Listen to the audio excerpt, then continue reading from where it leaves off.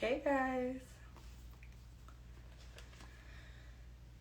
we are waiting on Leo.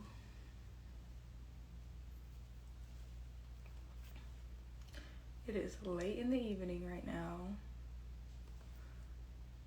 Hey, hey.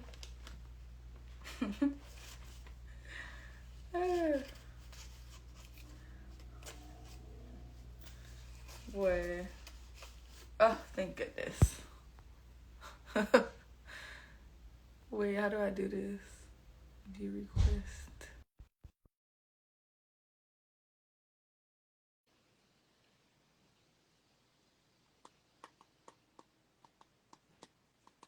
Leo's coming through. She coming through. There she go. Hello. Oh, okay, guys. Hi, welcome. Hi. I'm mad. Yes,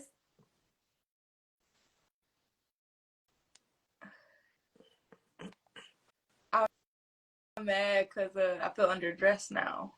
My bad. I was answering a text. A text. Yeah.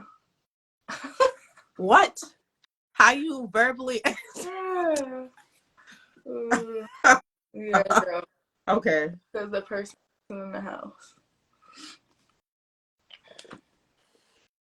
But But don't feel underdressed because it's just a little bit of makeup. I've been trying, it's the fall, so I've been trying to get into the festivities you, of it all. she's giving inspiration. But so we're starting a little late today because I just came from my church. We had a women's conference.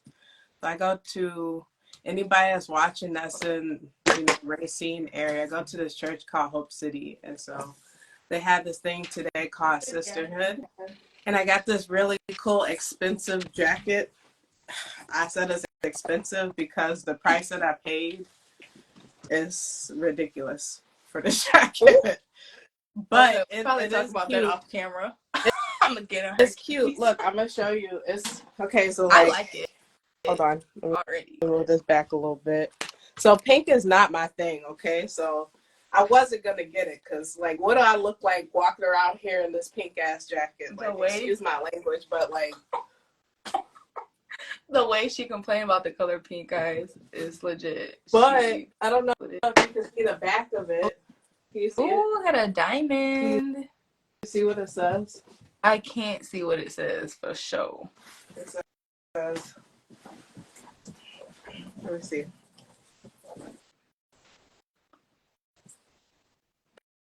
Girl, says, something is more. it says, her value is more precious than rubies and pearls. I love it, and I would have invested in it. That's the only reason why I got it. I like the logo on the back. If it was a Girl, different color, like I was just praying, I was like, come on, please be like a rose pink or rose gold. Like I would be willing to pay for that more. mm-hmm. But this bright ass pink, we just gonna work with it. God. I look like I look like one of those greasers on the Ooh, grease. that's funny. I can't lie, Grease. that kind of gave me some inspiration, like, because that's a good line. But, like, just imagine coming up with some other good lines. Like, that hit on a different level. This girl doing a whole fashion tour right now.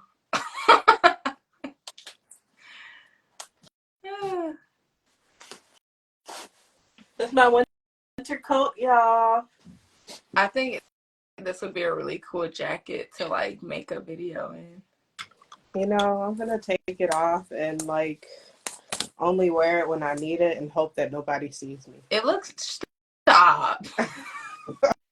Listen, you invested in that jacket. You're gonna wear it where the world can see you, okay? The world. I'm gonna wear it when I'm praying to Jesus, cause He made me buy I'm it. not gonna even let you just wear it just for that. Boom. But anywho, I love the little white. Thank I you. forgot what they call Now wings. it's eyeliner. They call them I wings, tried. though, don't they? Yeah. So I just filled the inside of the wing with white instead of black. Yeah. I was trying to do something different. When I was used to do my little eyelash, my liner, I did use it temporarily. It wasn't as white as hers were or the angle, but they were just like a little ding. And it makes all the difference. It's so cute. Mm-hmm. That white hit different on our skin, for real, for real. Yeah. Yeah. Yeah. Makes I it. got a white, a black, and a green color. So Okay. that's cute. Yeah. But I wore it because, the legs, don't mind my ankles, Girl, y'all. They are put that ashy. leg back down. Don't do that to yourself. You just set yourself up, girl. I'm your best friend. I ain't gonna say nothing on this camera. So Shame mind on the you. ashy ankle, okay? That was a different story, but we looking at the pants. The pants, okay? Just I'm know wearing black and white, and my sweater is also this kind of like black and white. So, and okay. my shirt also, I'm black and white everything. So, Okay, she's in a black and white mood right now, so don't mess with that's her. the vibes. Okay. Yes. My dog's trying to play. All right, we're gonna have to start jumping into it. We could jump into it. Let me really quickly. Oh, there it is. Lost the phone. Oh. I can't play with you right now. Lay down. Lay down. Aww. Lay down. Lay. Boy, who you grabbing like that? Ooh. I know that hurt it. Shoot, I've been old Paul in sensitive areas. For real. Trying to snatch me up. Like, you better chill out. Dang, actor, you can get snatched up.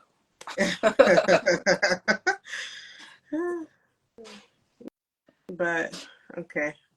So, are we in 23 now? Did we read 2 chapters yesterday? I'm pretty sure we did. But yeah, if we did, then we are on 23. Yeah, we are. We're on 23. They had just got done reading the last list of generations from Abraham or something. Okay. The kids of Abraham. Oh, are you recapping it? Oh no, girl. I was just recapping that last little paragraph. That's how I know we on chapter 23. Oh. I am not ready to recap on everything. Yo, I always sing like I'm in a Disney movie or something. I can't. You look like a Disney character. I'm your fairy godmother. They need to pay me, girl. I'll be acting the part. I do it for free. I was gonna say, you already do. Can I get paid in overtime, please? No, puppy. I'm not gonna play with you right now. Sit. Well, I'm gonna lead us into prayer. You want me to recap it real quick? Oh, or you want to pray first? You can recap it. Okay. Well, we read Genesis 21 and 22. And so what happened in 21 was Abraham and Sarah's son was born, and they named him Isaac.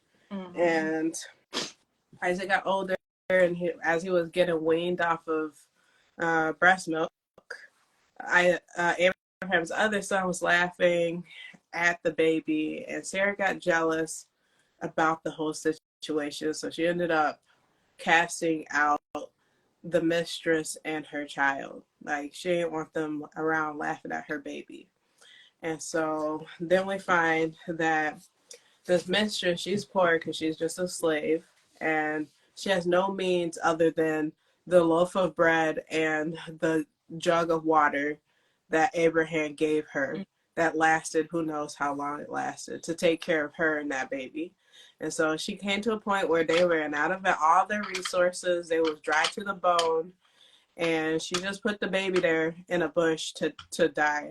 And she turned her face away because she didn't want to see the baby die. And she just started crying to the Lord.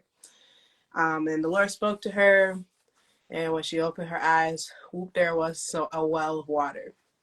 Turns out that well of water was put there by Abraham a while back when Abraham um, made some kind of verbal contract with two kings, and they ended up building that well of water. Right. So let's fast forward to back to Abraham and Sarah's baby, their new baby Isaac. Isaac's a little older. This is chapter 22 now. So Isaac's a little older, and Abraham does what Abraham does when he's worshiping and praying to the Lord. And the Lord speaks to Abraham, and he tells him, "Hey, I want you to go take your only child and sacrifice him on the top of that mountain." And so Abraham was like, "All right, cool, no problem." And he goes and he takes his child, and the baby is like, "We don't have a sheep or a lamb to sacrifice. What are we gonna do?" And then Abraham's like, "Oh yeah, we're gonna get a lamb. Don't worry about it. The Lord's gonna provide us. No worries." And so he goes to the top of the mountain with his child, and he straps his child up on like a thing of sticks. And as he's starting the fire, about to burn his child and about to kill him, the Lord sends down some angels, and they're like, "Hold up, wait a minute. You ain't got to do all that. We just wanted to test and see if you was going to do it." And so he was like, "Okay." And he looks to his left, and then there's a ram there for him to sacrifice. And so that was the basis of that. Yeah. We were just talking about how that was just all messed up. Yeah. Oh, that whole situation. Yeah. So now Okay. we are starting in Genesis chapter 23. Good And summary. That was a very nice summary recall. Thank you. Yes. All right, let's pray. um Divine Mother and Father, Spirit guides, our Creator, I pray that anybody who is up still watching this, that, or watching it at a different time, that they receive the message that they need to receive, that me and Leo can, receive information and, be able to tell it to others in a way that will make sense to them. And I pray that if anybody's having a hard time going through whatever it is, that their mind clears a bit and they're able to figure out a way through that obstacle. Anything else you would like to add, Jess? Yeah. Divine Father and Mother, I just pray that you uplift and encourage your people today. You give them a blessing, whether that blessing looks like a lesson or a true blessing for them. Whether they're going through hard times, we know that you can turn those hard times into a purpose for them. We know that whatever it is that we go through, that it is serving of our highest good in your name. As long as we can look towards you and look for you and look for your spirit, the truth. Um, Lord, I just pray right now that, even for, me and myself and other people in America who may not know the full details of everything that's going on, but I pray that you put it in people's heart right now to pray for the people in Israel, whatever they're going through, and touch your people in that land, and carry them through that trouble that they're going through. And with anybody who's able to provide resources or help, make them available for you, in you. Use their body to help the people that needs your help in this time. In Jesus' name, amen. Amen. Thank you. All That was right. good. So Genesis chapter 23. I guess I'll start reading today. So Okay. it says Sarah's death and burial. So Sarah lived 127 years. These were the years of the life of Sarah. And Sarah died at Caritharba. Caritharba? Mm. That is a Hebron in the land of Canaan. And Abraham went in to mourn for Sarah and to weep for her. And Abraham rose up from before his death and said to the Hittites. Don't. I knew you was gonna go there. I knew you was gonna go there. No, find a different way to The Hittites, I don't know. the Hittites. There it is, the Hittites. Okay, I got it. There we go.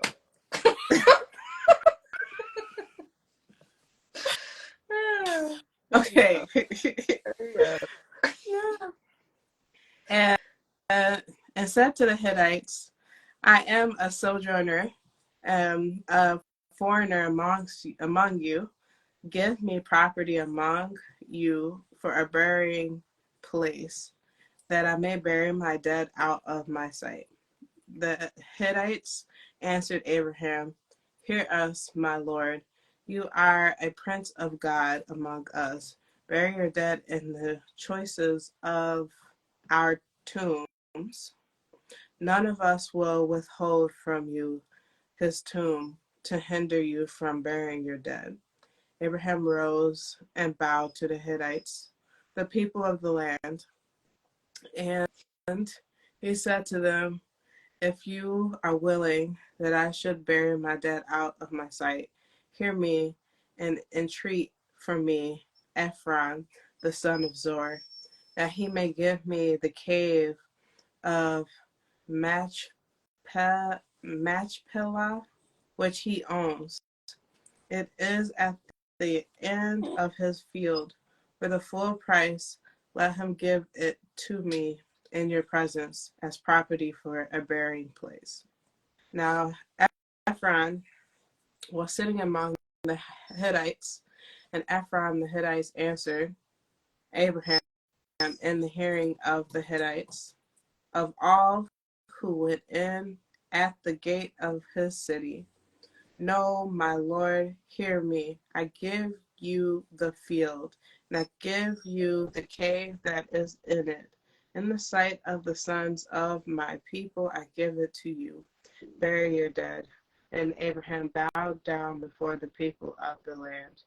And he said to Ephron in the hearing of the people of the land, But if you will hear me, I give the price of the field. Accept it from me, that I may bury my dead there. Ephron answered Abraham, My lord, listen to me. A piece of land worth 400 shekels of silver. What is that between you and me? Bury your dead. Abraham listened to Ephron, and Abraham weighed out for Ephron the silver that he had named in the hearing of the Hittites, 400 shekels of silver, according to the weights current among the merchants. So the field of Ephron in Machpelah, which was to the east of Mamre, the field with the cave that was in it, and all the trees that were in the field, throughout its whole area, was made over to Abraham, was a possession in the presence of the Hittites, before all who went in at the gate of his city. After this, Abraham buried Sarah his wife in the cave of the field of Machpelah, east of Mamre, that is Hebron. in the land of Canaan. Uh, the field and the cave that is in it were made over to Abraham as property for a burying place by the Hittites. Um, they really spent a lot of time talking about that, and I find it interesting that even in those times, like all that land that he has access to, I feel like why is he out here paying for land like they do to pay to bury somebody in today's society? I Yeah. find that very interesting. Well, the only thing that I understood from that was that he wanted a specific piece of land. And Oh, so he he was did. willing to pay the price for that specific piece of land to bury his wife there. Well, I feel like there's symbolism in the cave because uh, I think so too, because that is also where they buried Jesus when he died. And then 3 days later, when they went to go look in the cave, he was not there. I don't know the symbolism of a cave. I don't know either, but We could look it up. well, not really. I'd have to get out of this. I only have one phone in front of me. Actually, no, I don't. I have a whole laptop here. How about it? It says, in popular legend, caves usually... Wait, no, that's not it.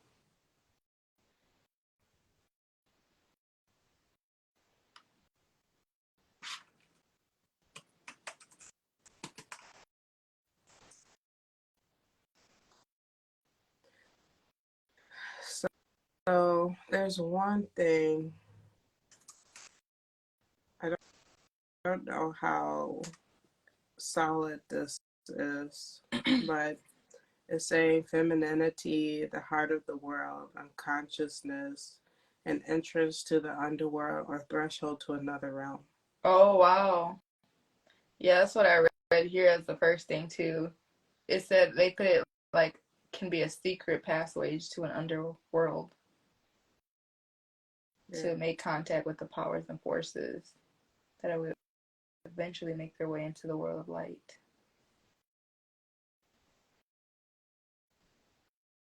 Um, hmm. I've never heard that before, but I just figured, symbolism got to be. Yeah. Yeah. Which is interesting. Yeah. So it's like an entryway. So it's kind of like the way they explained this, like a cave can also be symbolic as a portal. Yeah. That makes me want to rewatch any movies I've seen about people in a cave. And then they steady talking about them cavemans, remember? Yeah. That's where we came from. Another world.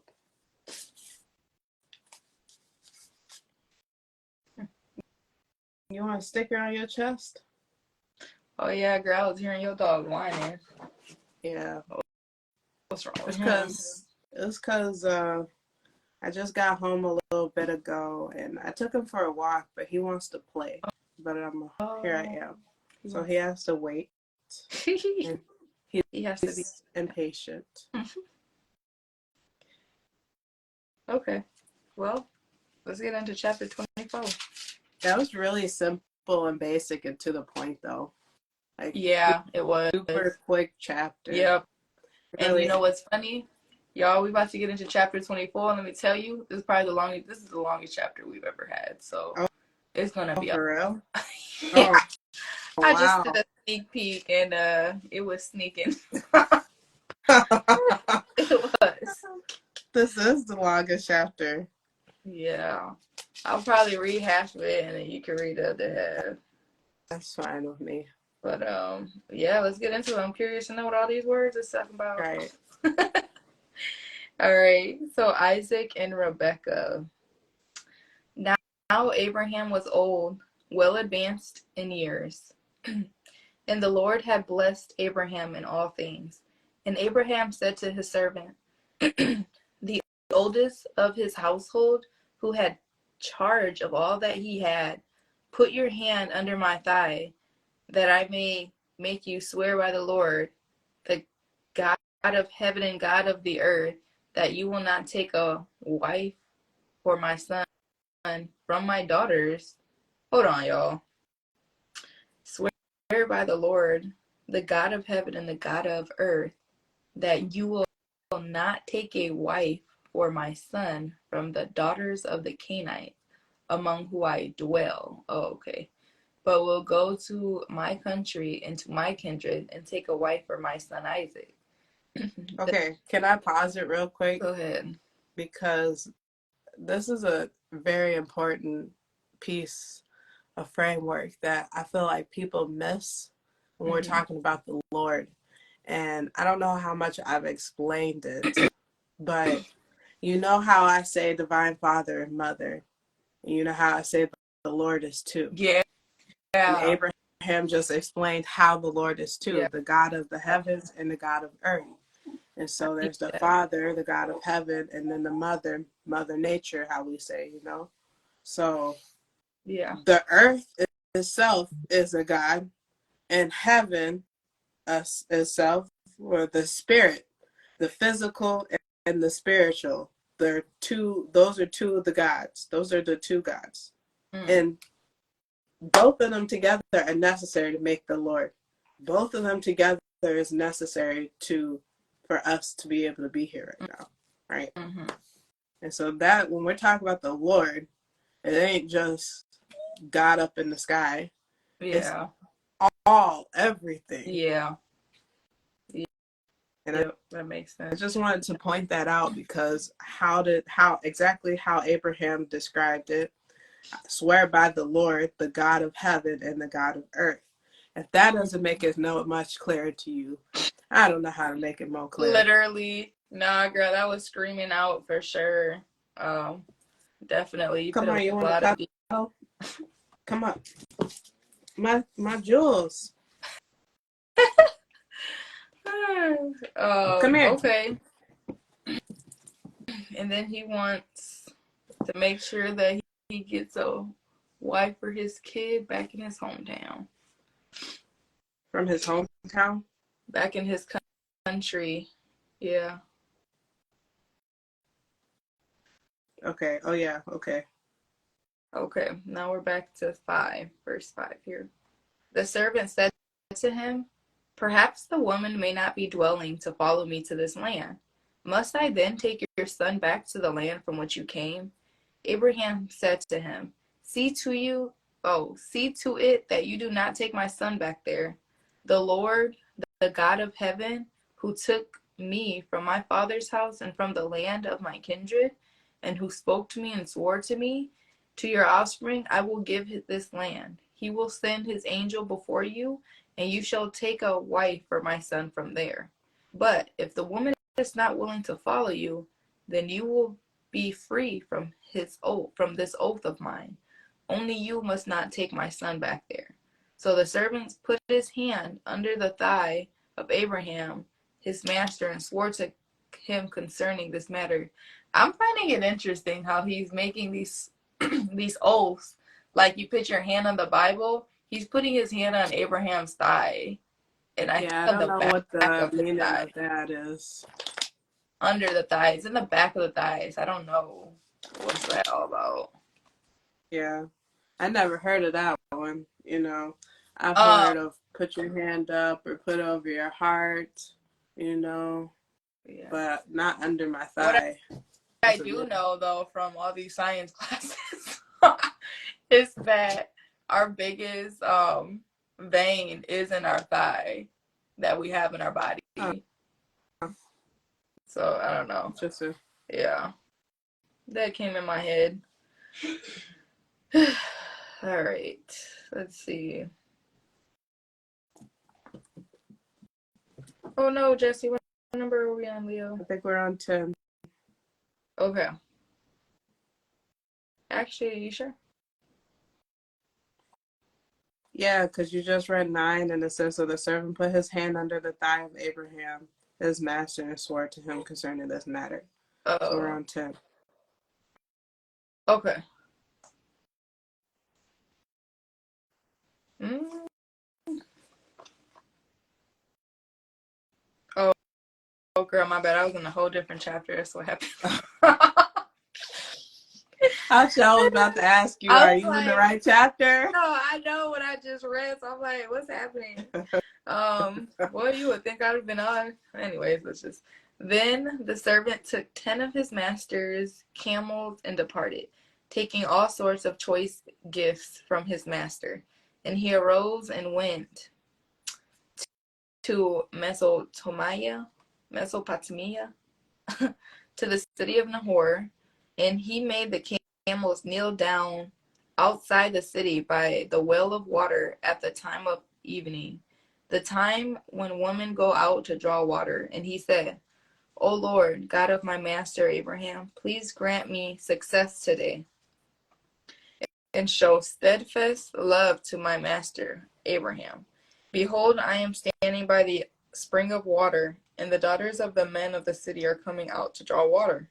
Let the young woman to whom I shall say, please let down your jar that I may drink, and who shall say, drink, and I will water your camels, let her be the one whom you have appointed for your servant Isaac. By this I shall know that you have shown steadfast love to my master. Um, So that was a very specific prayer. yeah, please let your jar that I may drink, and who shall say, drink, and I will water your camels.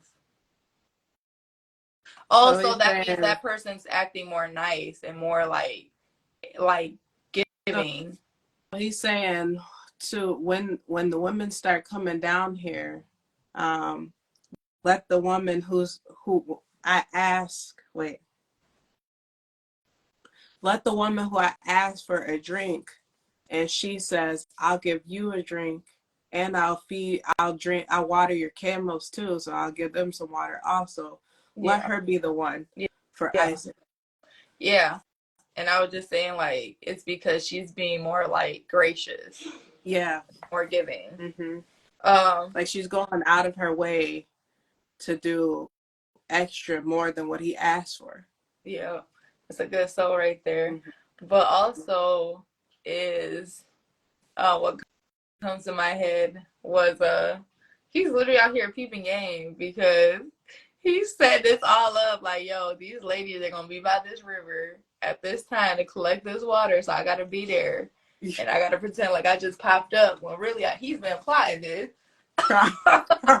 That's hilarious. He knew it Oh, was about to go down. He's like, one of these girls gonna do this. So for the one that it be, let her be the one. yeah. But Yeah. this is a really powerful message though, that he's specific about the woman that he wants, like because it just makes me think like in this world today, like, all the people who have a pure heart and Mm-hmm. are natural givers, and they give, and I just think those are the ones who, his soul is fully intact within themselves. Yeah. Yeah, they got a sound heart, sound mind, sound body. Yeah. Yeah. Okay. I think it also plays into too, like if you consider how people pray, like that was a really specific prayer to the Lord. And so I guess it gives a hint towards, the more specific that we can be in our prayer, maybe the more results we can see. Because then we know exactly, what we're praying for and what we're looking for from our prayer. Yeah. And then the Lord also knows exactly how to give us the signs and symbols and wonders to show us that He's working on our prayer. Yeah. Yep. Like, be specific and draw it out. Mm-hmm. Right? Yeah. I know when I pray, I'm like, please give me a vivid sign. Smack it in my face so I don't miss it. Because I know I Yeah. miss it sometimes. Yeah. I know, like, for me, I've prayed this and I've prayed it many times, like, for me to know I'm the Lord's working or the Lord's doing something in my life, I ask for them to confirm things at least 3 times. And so that's how the Lord speaks to me in threes. If I see Mm. something 3 times or I hear something 3 times, I know, Oh, I oh, like this that. was from the Lord. I like that. That's good. Mm-hmm. Okay. See, we're getting some help on prayer right now. Yeah. um. Okay. Then the servant took 10 of his master's camels and departed, taking all sorts of choice gifts from his master, and he Okay, arose we and on went. Oh, 15. my bad, y'all. Wrong end of the paragraph. Before he had finished speaking, behold, Rebekah, who was born to Bethuel, the son of Milcah, the wife of Nahor, Abraham's brother, came out with her water jar on her shoulder. The young woman was very attractive in appearance, a maiden, whom no man had known. She went to the spring and filled her jar and came up. Then the servant ran to meet her and said, "Please give me a little water to drink from your jar," she said. "Drink, my lord." And she quickly let her jar upon her hand and gave him a drink. When she had finished giving him a drink, she said, "I will draw you water for your camels also until they have finished drinking." So she quickly emptied her jar into the trough and ran again to the well to draw water, and she drew for all his camels. The man gazed at her in silence to learn whether the Lord had prospered his journey or not. When the camels had finished drinking, the man took a gold ring, weighed a half shekel, and 2 bracelets for her arm, weighing 10 gold shekels, and said, "Please tell me whose daughter you are. Is there room in your father's house for us to spend the night?" She said to him, "I am the daughter of Bethuel, the son of Milcah, whom she bore to Nahor." She added, "We have plenty of both straw and fodder and room to spend the night." The man bowed his head and worshipped the Lord and said, "Blessed be the Lord, the God of my master Abraham, who has not forsaken his steadfast love and his faithfulness towards my master. As for me, the Lord has led me in a way to the house of my master's kinsman." Then he said, then the young woman ran and told her mother's household about these things. So there's another point that I want to point out real Yeah. quick. So it is so that because his prayer was specific, that, he was actually able to receive exactly what he prayed for. Mm-hmm. Like, literally exactly what he prayed for. Exactly. Yeah. And also, I was thinking too of like, it's interesting how the Lord works, because, we kind of understanding at this point that the Lord has favorites. He's got his pick and choose of who he mess with and who he don't. And so it seems like, and then I'm going even back to when Abraham was with Lot, and Lot was blessed with Abraham. But then as he departed from him, then he went to that really wicked place. We ain't heard from Lot in a minute, so we wonder. But, I'm just, the point that I'm making is that it's interesting how, people around you, how they can be blessed just because the presence of the Lord is with you. Oh, I love that. Yeah. That's good. Yeah.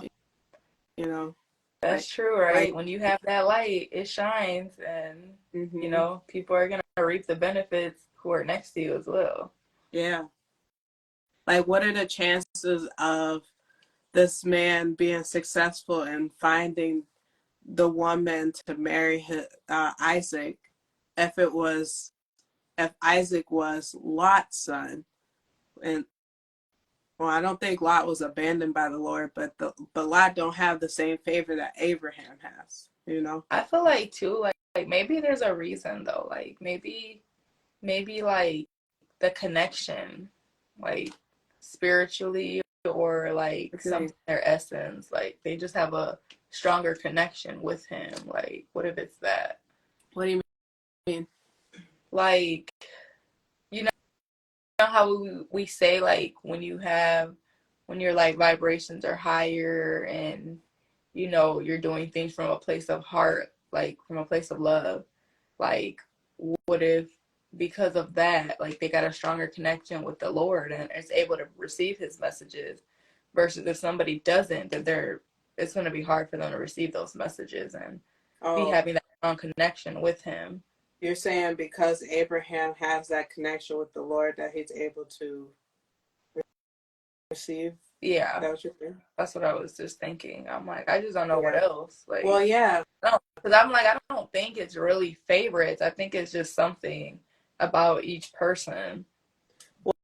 Well, yeah, that's what I mean when I'm saying he's got his favorites, because that is true that Abraham took time to dedicate, every day of his life to serving the Lord, or how some people would say, well, has the fear of the Lord, Mm. like even down to the point where he was about to sacrifice his only son.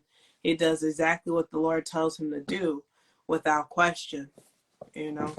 Well, for the most part, without Oh, question.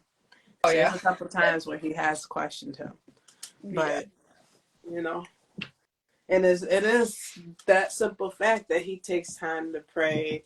He takes time to, do his altar and make a sacrifice and all these different things. Like he's showing the Lord, he's doing the works, yeah.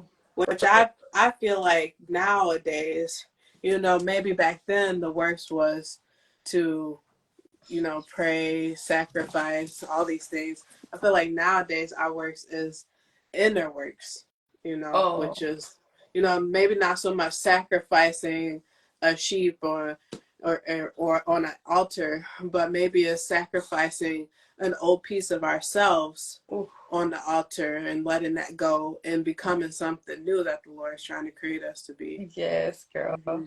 As you're saying that too, it got me thinking, like, having to sacrifice the distractions in the world, like that would be hard for a lot of people. Like Yeah, sacrificing food, going on a fast, like letting go like of meat in some yeah, cases, like, stop you watching know, the news. yes, watching the news, or like getting off social media for a little bit to really have that Yeah, reflection. Like, and like you said, that inner work, some people run away from that, and that's yeah. why, you got people on the weekends, drinking and just getting super high and stuff, because they're just trying to avoid this feeling that they have for their life that they're living, literally, or the past that they've lived. Like, they're Which blocking is that so, out because they which is just can't so handle it on an emotional interesting. level. Sorry, go ahead. It's Well, I was just trying to add to what you're saying because it's so interesting when you think about it like that. It's like, and I can say this because I was one of them people. I used to be one of them people where I just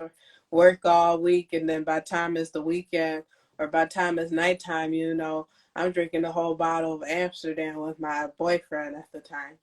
And so it's like literally people are creating distractions to run away from their distractions, which is at the end of the day A bad, making you more numb a bad rat from race. It's yeah, like a killer rat race for real. yeah, Yeah, man. I'm trying to tell you, not good. yeah. Yeah, it's crazy. And it's crazy for me too, because I can get to see it from a perspective. Like, I'm basically on the bench watching and just seeing, how everybody does it. Because I'm just like, I don't know. It just never really sit well with me, I guess. Like, it don't make sense. It don't. Well, yeah, I'm sure you had your own, probably different than that way, Yeah. but you had your own ways of distracting yourself Yeah. from the No, distractions. you're right. Actually, that is good to say though. So for people who don't really like party and stuff like that, but Like I like can think of something right now, Mariah. I can think of, I used to go shopping like crazy. Shopping was my outlet for real. Like, Yeah. um yeah, like I've always, Don't put a had a cell in front of this financial, girl. huh? No, it's not still, Jazz, and don't put me on blast like that. Like, yeah, there be things that I want, but nowadays, most of the things that I want are really things that I need. Yeah. Like, I feel like I've come a long way, or they're an investment for myself. Yeah. When before, and especially like jobs I would work, like it would make me want to buy more clothes than I needed. And Yeah. then at the end of the day, I realized like, yo, I really just bought all these clothes, and most like 85% of them were for like work. And I'm like, wow. Like it wasn't even like for me really, it was for the corporation, right? It was for the presentation. Like that's really what it was. Yeah. And I don't know, but I know I did eat a lot more, you know. I feel like when your check gets bigger, you naturally find ways to spend more of it, Yeah. right? Instead of saving it. Which I was saving it also, but I'm just saying, guys, like I still found ways to spend, you know, And I I could have saved can more. relate to that, you know. Even more than what I was saving, but It's like if you would have kept the same habits from before when your check was small, you would have been able to save more. yes. Because you had more to spend and you spent more. Yeah. But you also saved, but you did spend more. I can relate to that too. And real quick before I forget this thought, dang it. Hold on. Oh my God, girl. It was a good thought and I really forgot it still. What? We were talking about, hold on, what was that? What were we talking about? We were talking about, Lord.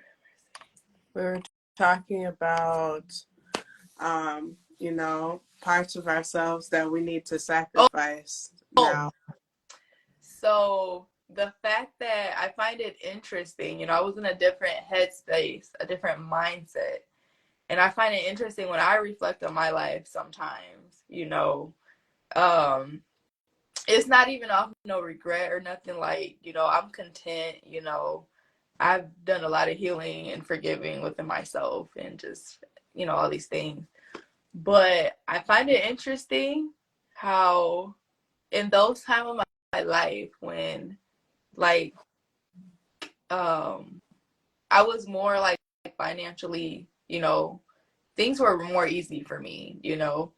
And I just find it interesting though, out of all those different time periods and those different positions that I had, I just find it interesting how because my head was in a different place, you know, it's like I had to grow and I had to go through all these different these different chapters in my life to reach a point to now where I'm ready to make all these investments and all this you know, different changes. I find it interesting though now. It's like, I mean, I don't really want to speak that into existence, but you know, I'm not in the best place financially, but I'm getting there, you know, and I'm not even feeling like, you know, crazy about it, but it's a thing, right? But Well, I just it's find like you had to transform and you had to go through the situations that you went through. Yeah. And you had to learn from them lessons so that you can become, and you're still becoming. Yeah. You know? Yeah, it's just crazy. Like when I think about it, because, you know, had I been in a better headspace and all that, like endless possibilities, you know, and instead that money was sitting in my savings account. Just sitting there, right? Until needed. Well, but that probably is a great skill because, you know, that's not a skill that I've learned to acquire until later in life, you know, so that you built that skill early and, you know, now you've gone through a little rough patch where you don't have all that savings. Now, when that money does come back to you and it comes to you abundantly, you know exactly what to do with it. Literally love that.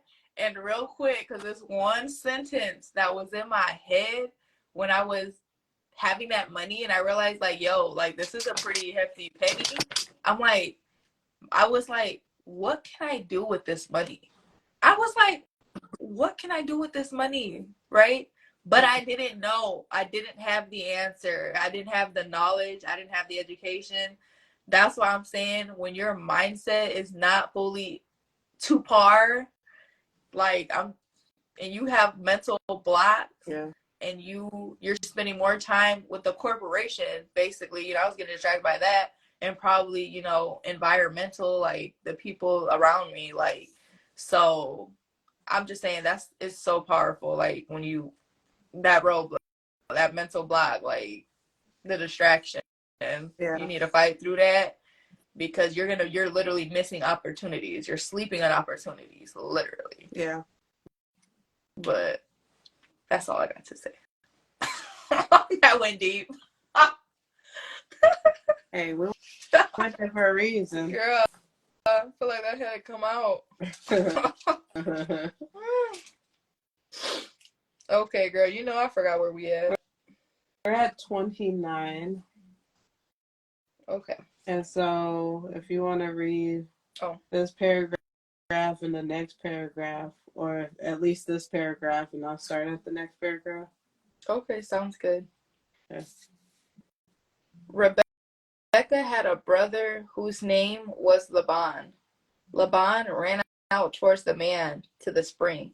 As soon as he saw the ring and the bracelets on his sister's arm, he heard the words of Rebecca, his sister. This the man spoke to me. He went to the man, and behold, he was standing by the camels at the spring. He said, Come in, O blessed of the Lord. Why do you stand outside? For I have prepared the house and a place for the camels. So the man came to the house and unharnessed the camels and gave straw and fodder to the camels, and there was water to wash his feet and the feet of the men who were with him. Then food was set before him to eat. But he said, I will not eat until I have said what I have to say. He said, Speak on.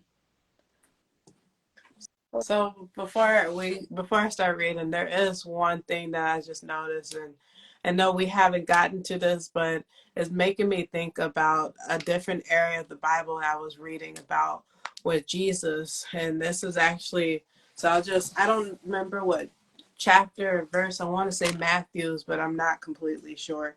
Mm-hmm. But this part that I was reading, it was during the Last Supper. And so Jesus knows that his hour is coming. And he looks at all his disciples at the table. And then what he does is he takes all his clothes off and he just wraps a towel around him. And then he starts washing everybody's feet. And so I'm realizing this pattern of washing people's feet. And I remember when I was reading back then, and I was saying that in my understanding, when the Lord was speaking to me, it was like, well, the reason why the Lord has to do that, and it says in the Bible somewhere, because if I don't wash your feet, then you have no sharings with me. And so it's like cleansing the feet, the part that touches the ground. Well, first of all, water is cleansing. So it must be even more like the feet that touch the ground. I guess I'm trying to make it make sense here. But like making it more like a holy space. So like, and it kind of makes me think of too, like how Asians or, Middle Eastern people, they're like, take your shoes off before you come in my house. Yes. You're not bringing in filth. You're kind of cleansing your space when you're walking, and then, making the space clean and holy. Mm-hmm. Kind of like something like that. Yeah. No, I love that. I just wanted to say real quick too, because it makes me, when I think of the feet too, like you said, the Asian, people and Chinese people. And then it makes me think though, like when we're outside, I think there's a lot of energy out there as well. Like you bring all that, not just like dirt, but like some, you don't know who's walked that path that you know what I'm saying? Yeah. Like, and just like that essence of something, and to wash your feet, like, clarifies that. Yeah. And then like reflexology comes to my mind too, because they say the feet is connected to, like, other parts of your body, and when you wash the feet and you give it a little rub, like it like, like, I don't know what's the right word, like pumps up the rest of the organs and stuff in your body. Well, when you say it like that, it makes me think about like the chakras. Oh, so maybe your yeah. feet activates your root chakra, or maybe your feet activates something that makes the energy flow through all your chakras. And it makes me think too, with the fact that the Lord is doing that to their feet, like it's even more spiritual, right? Like he's probably Reiki. Think of like the energy healing work. Like he could be boosting them up with some healing energy that's going to help them on their journey too. Yeah. Mm-hmm. So it's a lot. He can come and bless my feet and wash these feet. Girl, speaking of all the energy, feet, though, all the healing energy in the world. I was praying so hard to the Lord today while I was in church because they was giving away a bunch of freebies. One of it was 3 special freebies that really caught my attention that I was praying for. One of them was they was giving away a whole lash session, so you could have got lashes for free. And not just not the glue-ons. Ouch, Zane. Not the glue-ons, no. Somebody has a lash service that they would have gave you some lashes for free. And I'm like, oh man, come on, get me right. Would have been the opposite, because that would have been last month. Girl. And then the other thing was a foot spa. A foot spa. So get your mani-pedi going. I'm like, Lord, please get me right with this mani-pedi. My dog's been barking since I went to Six Flags. They do some work. And then the third one was a body massage. And I'm like, Lord, please just choose me. I'm available here for you. Girl, would have had to make a scene. Girl, I didn't get something, unfortunately. But it's okay. That sounds lovely, though. Yeah. Oof. Yeah. That body massage, boy. For real. Get you right. Yeah. Any of those 3 would have did it. Body massage would have been first thing on my list. It's funny because that was the last one on my I just know the relief that your body will feel, though, once it's done. Because at least you have the tools at home to give yourself a little foot thing. But sometimes, like at home, to have a professional actually rub your back and give you a full body, just imagine that relaxation you're gonna feel when you get out. You get some days. I know I do need a body massage. Like my job, well, I don't work for a job anymore. I work at home. But when I was working at a job, they used to give us body massages. So they would have I forget what a massage person come from Illinois, and she would do 10-minute massages for anybody for 3 or 4 hours. She was there. And that was man, I wish that 10 minutes was 20 minutes, because that 10 minutes went by too fast. It felt so good. That's funny. That reminds me of when I was in college, and they had a time during the exams, and they had a lady pop up. Wait, where did you say your lady was at? She would come to my job. A job, okay. And I was at school, and it'd be around 10-15 minutes, like you're saying, boy. And I can't remember. I think I did get one, and I think it felt really good. They put you in a chair. Girl. I fell asleep one of them times, and that 10 minutes went by so fast. And I'm like, can I get another 15 minutes? What I gotta do to get an hour of your time right now? Honestly. For real? Let's be real. The next person didn't come. Let me take their place. Oh my God. Girl. Yeah. Ooh. Okay, let me get into this here. That got me thinking about my future. That's gonna be a weekly sign up for sure. Okay. You heard me. My house.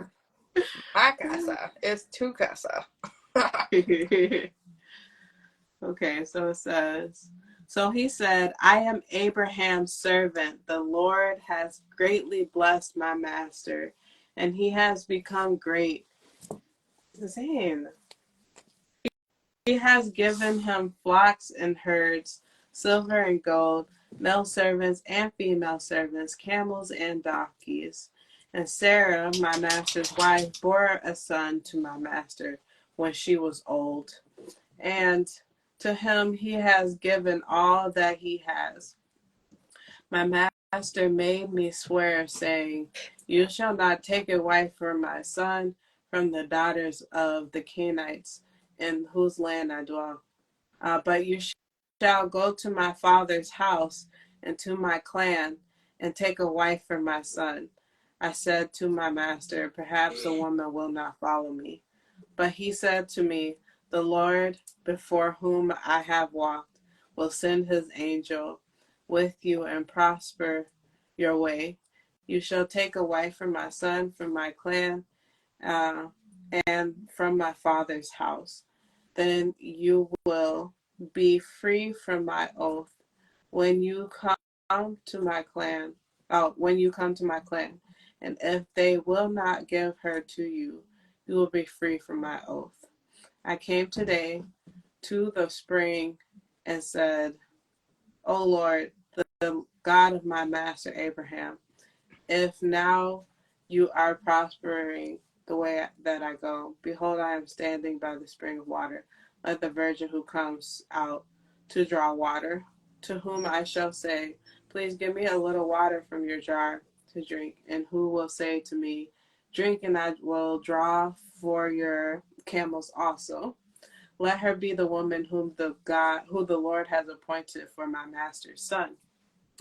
Before I had finished speaking in my heart, behold, Rebekah came out with her water jar on her shoulder, and she went down to the spring and drew water. I said to her, please let me drink. She quickly let down her jar from her shoulders and said, drink, and I will give your camels drink also. So I drank, and she gave the camels drink also. Then I asked her, whose daughter are you? She said, the daughter of Bethuel, Nahor's son, whom Milcah bore to him. So I put the ring on her nose and the bracelet on her arms. Then I bowed my head and worshiped the Lord and blessed the Lord, the God of my master Abraham, who had led me by the right way to take the daughter of my master's kinsman for his son. Now then, if you are going to show steadfast love and faithfulness to my master, tell me, and if not, tell me, that I may turn to the right hand or to the left. So they're passing down this stuff like a tradition now. Like now it's like the same prayer to find a wife. Well, I think what just happened was, what are you eating? Come here. What the heck is wrong with you?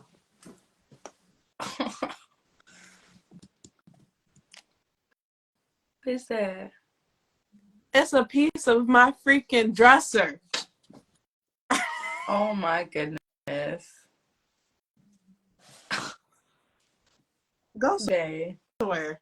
You're being so naughty right now. Anyways.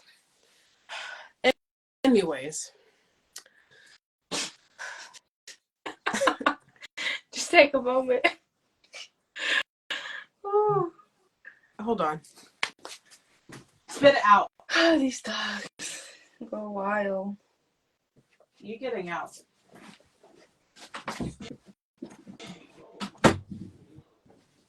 That's what he wanted this whole time. He didn't want to be in here. Okay. I apologize.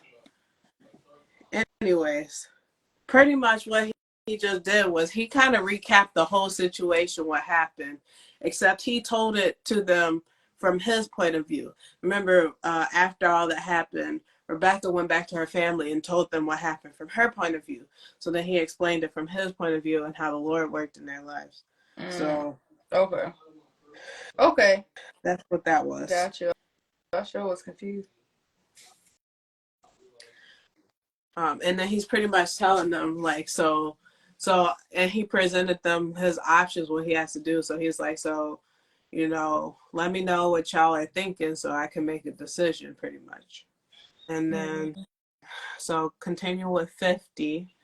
Then Laban and Bethuel answered and said, the thing has come from the Lord. We cannot speak to you bad or good. Behold, Rebekah is before you. Take her and go, and let her be the wife of your master's son, as the Lord has spoken. And Abraham's servant heard their words. He bowed himself to the earth before the Lord. And the servant brought out jewelry of silver and of gold and garments, and gave them to Rebekah. He also gave to her brother and to her mother costly ornaments. And he and the men who were with him ate and drank, and they spent the night there. When they arose in the morning, he said, "Send me away to my master." Her brother and her mother said, "Let the young woman remain with us a while, at least 10 days. After that she may go." But he said to them, "Do not delay me, since the Lord has prospered my way. Send me away that I may go to my master." They said, "Let us call the young woman and ask her." And they called Rebekah and said to her, "Will you go with this man?" She said, "I will go." So they sent away Rebekah, their sister, and their nurse. Oh, wait. They sent away Rebekah, their sister, and her nurse, and Abraham's servant and his men. And they blessed Rebekah and said to her, "Our sister, may you become thousands of 10,000s, and may your offspring possess the gate of those who hate him." Then Rebekah and her young women arose and rode on the camels and followed the man. Thus the servant took Rebekah and went his way. Hold on real quick. In that little prayer, may your offspring possess the gate of those who hate him. Like, what are they talking about? So they've said this before, and from my understanding, that pretty much means that I think they're trying to say is like something along the lines of let him have power over the people, his enemies. That's kind of what it sounds like to me. Like, Okay. Okay. And out yeah. of those who hate him, are there people in this time that don't like the Lord? I mean, there was Oh, that whole city of Sodom that didn't bow down to the Lord at all. So I think it's natural, like, because of the whole thing with, if we go back to Adam and Eve and then how when they birthed Cain, so Cain has his whole clan of people that, maybe they kind of follow the Lord, but not really. yeah. They kind of just doing their own thing because they got a whole curse over them. And Yeah. so, of course, all those people were destroyed, but it just happened to be that all those people had multiplied, and the only people that were saved was Noah and his family. But even Noah and his family has pieces of those generational curses within their lineage. And so naturally, as they repopulated the land, there's pieces of those generational curses still coming up. It kind of reminds me of like, how in the beginning when the Lord says, let each fruit bear its own kind. Mm-hmm. And so it's like, what the only thing that can happen in that time is, if they got a certain way of thinking and doing things, that it would repeat within the generations. And so there probably is a collective of people that, maybe they've gotten so far where they just completely, either they don't fear the Lord as much, or not at all. They kind of just do their own thing, take things into accountability. Let's keep in mind also that how times have changed so dramatically now, where even Abraham and Sarah questioned the Lord at some point, even Yeah. though they've seen a bunch of wonders and stuff happening. So naturally, I want to say yes, there are people that probably don't care for the Lord. Okay. Yeah. Okay. But there was something else. Oh, the other thing that I wanted to say was so when the guy was like, okay, so like let me go, I'm gonna go report this to my master, you know. And they're like, well, we want to hold on to our daughter for a while. And he's like, well, I want to go like immediately tell my Mm-hmm. master. And they went and asked the girl to see if she was gonna go or not, you know, which I feel like that was a representation of, you know, your family. They care about you. They want to hold you close. They want to make sure that they get to enjoy every last moment with you before you go off and, you know, flee the Yeah. nest. But it was important that that girl went immediately. Yeah. And so she was like, yeah, I'm going to go. What you mean? I I also, that's funny you pointed that sentence out because I was just thinking that's really respectful though that they asked her and then Yeah. just take her like they had a right. Yeah. So Yeah. yeah. Okay. Let's continue reading this stuff then. Let's see.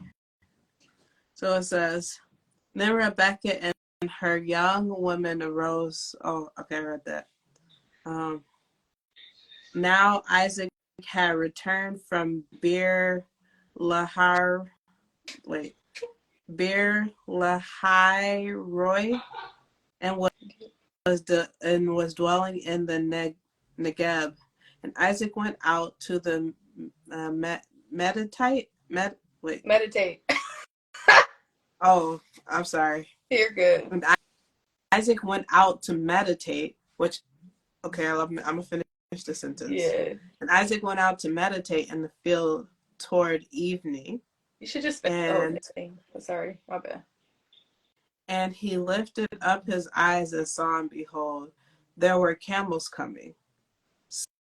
So I did want to mention that, okay, this is the first time they said anything about meditating. Yeah. And We need so that bell. Ding ding ding. Because I don't got the bell, but the little hand piano's over there. oh, There you go. hear that. We locked and loaded. Hey. But go ahead. Okay. And Rebecca Oh, lifted up her eyes, and when she saw Isaac, she dismounted from the camel and said to the servant, who is that man walking in the field to meet us? The servant said, it is my master. So she took her veil and covered herself. And the servant told Isaac all the things that he had done.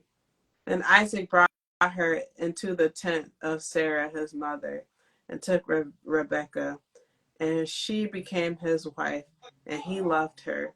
So Isaac was comforted after his mother's death. mm.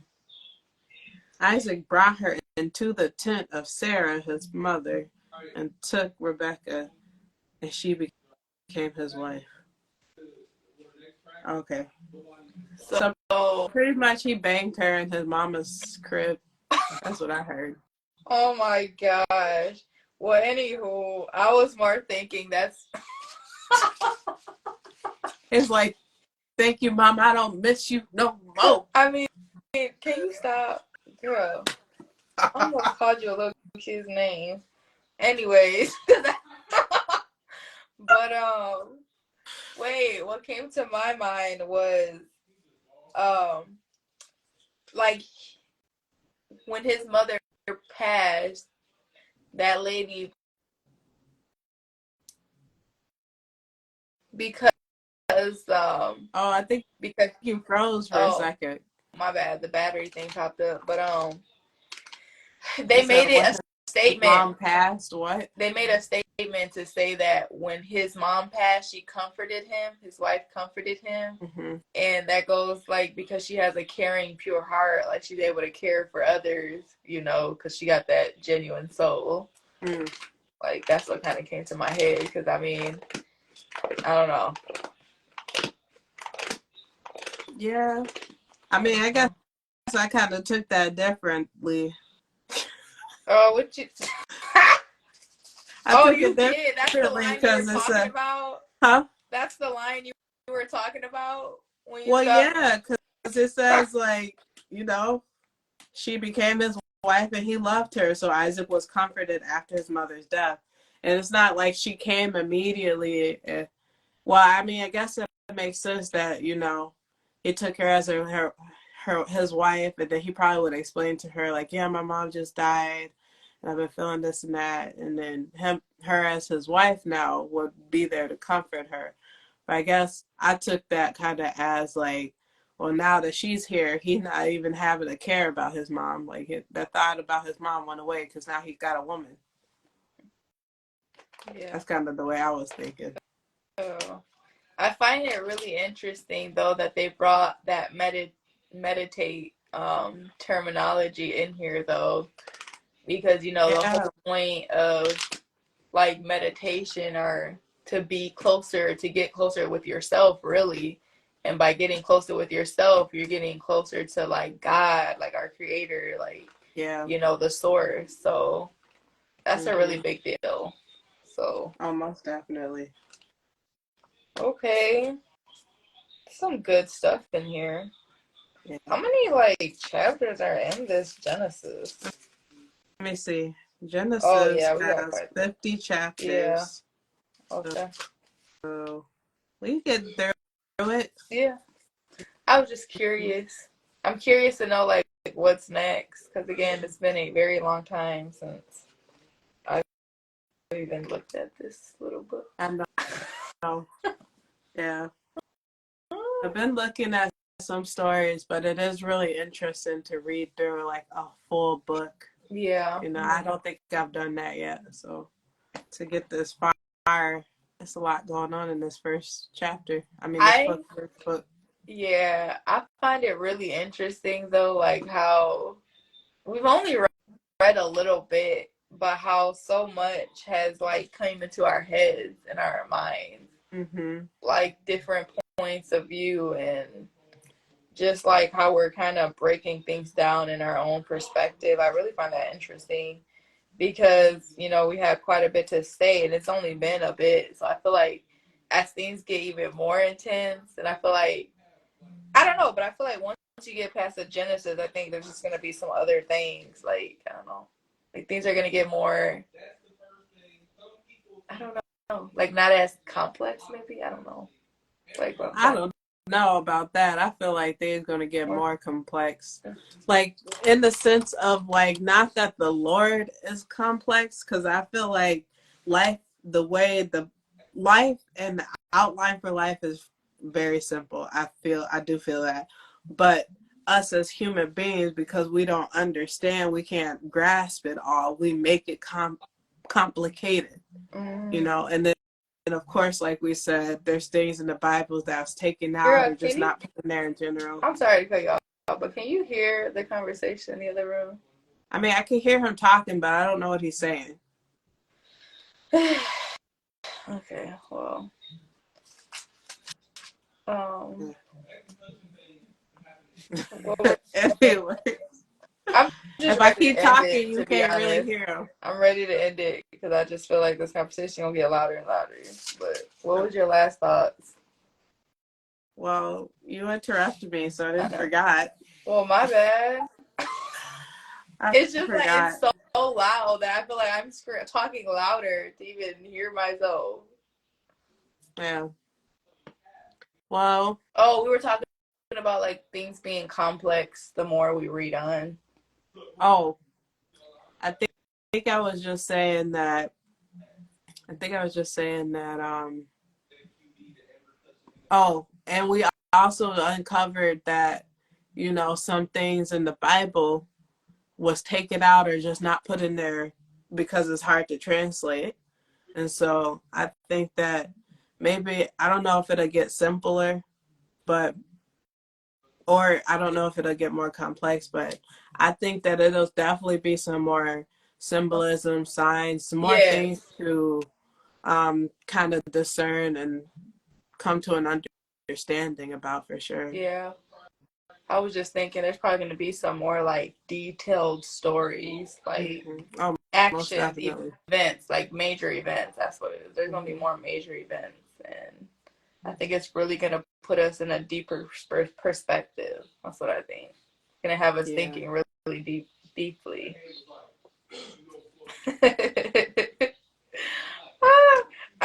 I'm kind of excited to get in this thing. Yeah.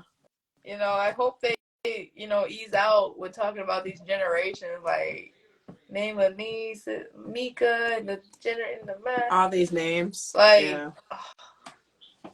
I get it, but it's like it's hard to keep up with the names, anyways. Like, Yeah. it's hard to keep up. Just say Especially like, if they just names mentioned real quick for no reason. Like, just give us the names that matter. It's 11:11, by the way. oh, okay. I just By you, so happen to look at the time. yeah. So we can pray out if you want to. Yeah, I mean, I think we're pretty much ended. Yeah. Divine Father, Mother, thank you for hosting this space. Thank you for gathering us today so that we can come uncover some more of your word, so we can gather an understanding. Lord, I praise you for clarifying deeply in this video call the difference between the higher God and the earth God, and how both these gods work together. To create you as a whole, the Lord. Because you are all, you are everything. And so I hope that gave some more clarity and foundation for someone else as they go through this call and as they listen to this word. Lord, I praise you in your name for all the blessings that you have bestowed upon us today and throughout the rest of this week and throughout the rest of this month. And do you have something? Oh, um, I want to say, help me lower my blood pressure, as I feel like I'm getting angry by this conversation in this other room right now, and I need to just. I'm not an angry person, but I feel upset. So wash that out of me as So I give much her as easy as the spirit of forgiveness. yes. And I just want to say I'm thankful for, what I've received from this Bible study today. I feel like there were some things I needed to hear. And I hope that people who have watched this with us have also received something or an understanding that they can take and reflect on or, apply in their own lives. I'm very thankful, to, just have gotten up today. And I just pray that everybody watching, you know, continues to go about their journey in a more enlightened way, right? In a more awareness, mindful way. In Jesus' name. Amen. Amen. All right. So, All right. Bye. bye. Bye.